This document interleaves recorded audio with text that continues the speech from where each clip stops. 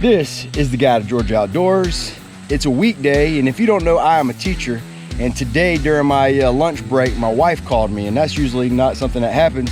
And she called me and said, honey, we got a babysitter for the kids, and do you know what that means? And I'm like, I do know what that means. And she said, let's go fishing. And I'm like, well, not exactly what I had in mind, but that's a good plan B. So we're out here in the boat fishing. She loves my fried fish. So we're out here with some shiners that I went and picked up from the Metter Bait and Tackle, and we're gonna troll them behind. This is a simple way of fishing. I've been doing it since I was a kid, just love doing it. It's an easy way of fishing, and hopefully we'll catch enough to put in the cooler for some dinner tonight. But I got some big news. I'm excited about it. I'm letting the cat out the bag a little early, but it is some of the biggest news that I'm ever gonna share with the channel, and you gotta stick to the end of the video to watch that part or hear about the big news, but I'm excited about that. But in the meantime, we're gonna catch some fish and hopefully we'll fry them up. Our rig's gonna be real simple. We just got a cork, maybe about 2 foot over a hook. And I went to the store and bought these shiners, and I'm reluctantly calling these things shiners. Really more like a glorified minnow, but they call them shiners, and man, I can't hold on to it. And what I like to do is come out the little nostril hole, I guess you'd call that a nostril, on top, just like that right there. That way he can swim behind the boat. We're going to untangle that. And what we really do is just let him swim, but you can look at his action right there. There's no artificial lure that can compete with live bait. Okay, what we're gonna do is we're gonna just troll down this grass bed, and she's gonna let the line out as we're trolling.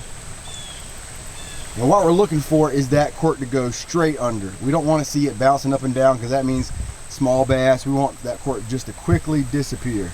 How far behind the boat you want it? I'd probably go another 10 feet.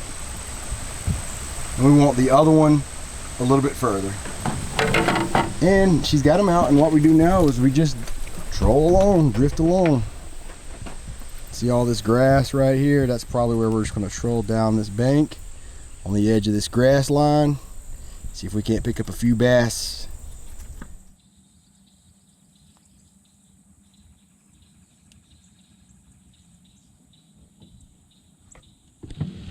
There's an old saying that drastic times call for drastic measures. Well, that's where we're at.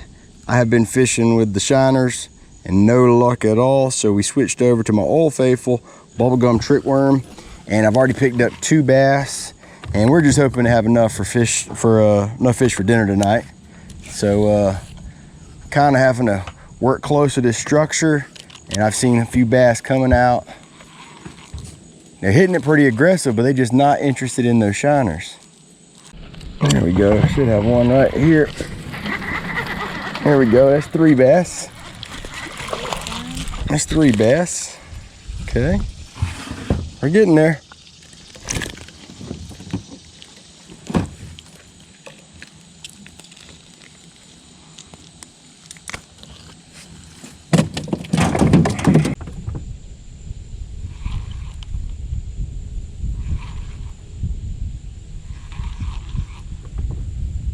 There he is. There he is. Uh-oh, that's a better bass. Look at that joker. Look at that thing. Get him in the boat. Hey. That'll be a couple of us. No, he's going back. What? Yeah, baby, I'm not keeping a fish this size. Look at that pretty bass. Heck yeah. About 3 pounds? Oh yeah. All right, we caught this nice one. Probably in that 3.5 pound range. We were, going after the small bass, and we got her. We're not going to keep her, obviously, but we've been working for a couple years to get the small bass out of this pond because there were just so many of them, and it's kind of looks like it's paying off. We got some nicer ones, so we're going to put her back.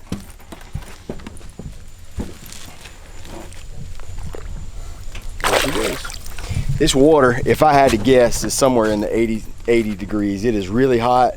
The shiner just wasn't doing it, so we went to the trick worm, and that seems to be the trick right now. So no pun intended there. So we're gonna see if we can get a few more. We got 3 in the cooler. I'd say we need a dozen for dinner, so we're gonna get back to work. There's something up in that grass. Look at that. See that bush moving? I don't know if you can see it, but it ain't. There's something up in there underwater causing that thing to move. Right there. There he is. Look at that. I knew he was there. Did you feed her? Hang on. See what? Hang on. There's something good right here. That was pretty cool right there. Look at that. Got him. Knew that fish was there. That's called spotting him. I could see that. I'm not sure if you're gonna be able to see it on the video, but I could see that that little plant moving.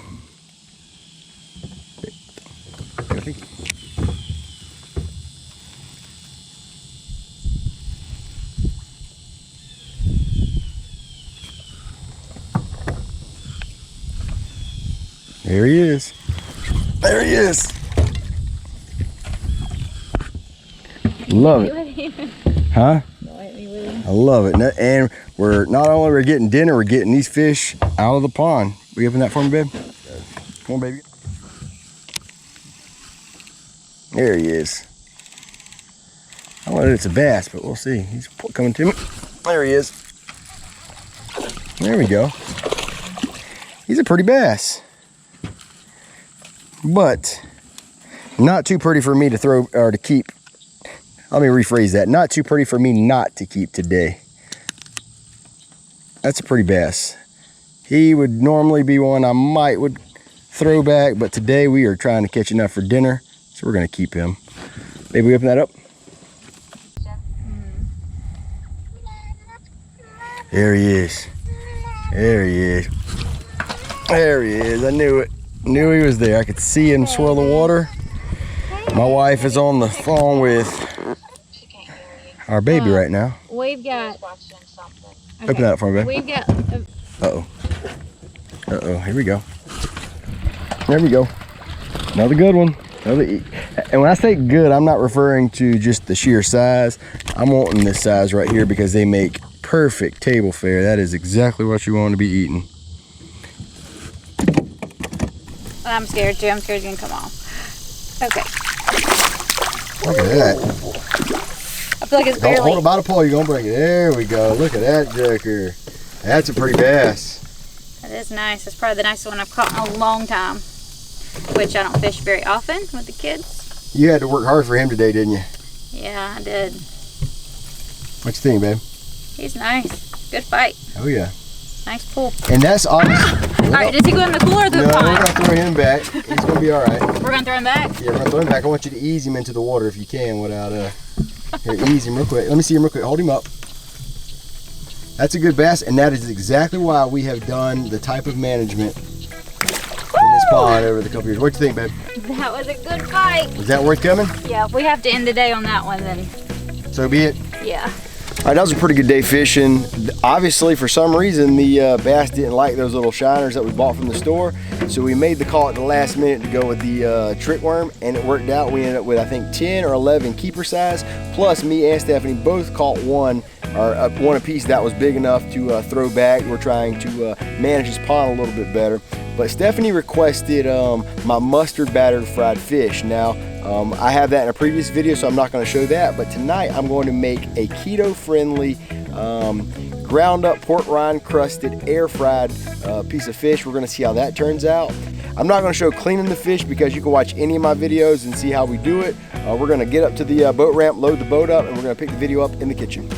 We're going to try a keto-friendly version of fried fish. We got these Mutt and Jeff pork skins mustard flavor. We're going to batter the fish. We're going to coat them in mustard, use my Tony Sasheries like always, and then we're going to coat them in ground up actually, pork skins. That's going to kind of give you that crisp, but also stay low carb and keto friendly. Then we're going to put them in the air fryer. Now, admittedly so, I'm not a air frying expert, so I may be doing something wrong, but we're going to try them. But I'm also going to fry some original style for the wife to see how she likes those. It's time for the official Guide to Georgia Outdoors taste test. I'll be honest, this does not look as good as regular fried, so whoever says air fry is just the same, they're lying to you. But we're going to give it a test.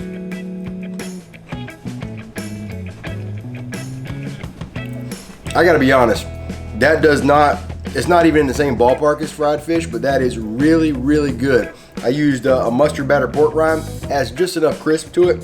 I'm actually very impressed with that. I will try that again. The big announcement that I made at the, that I was going to tell you about, that's my child. The big announcement I was going to tell you about is in June of 2022, Guide to Georgia Outdoors is going Alaska. We're going to be there for 7 days. We're going to be doing halibut fishing, salmon fishing, sockeye salmon fishing. It's going to be awesome. I'm going to try my best to do a video a day while I'm gone. So if you haven't already done so, you definitely want to subscribe for that one. I can't wait. I know I kind of let the cat out of the bag a little early. But if you haven't already done so, hit that subscribe button to the next video. This has been the unofficial, no doubt incomplete guide to Georgia Outdoors.